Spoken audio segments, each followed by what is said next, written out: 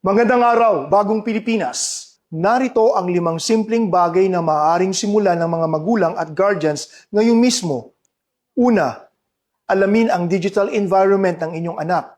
Hindi kailangan kabisado ang bawat application, pero mahalagang alam natin kung anong platforms, games, at online communities ang kanilang ginagamit. Pangalawa, kausapin. Huwag hintayin na may problema bago magkaroon ng seryosong usapan. Gawing normal ang pakikinig at pakikipag-usap.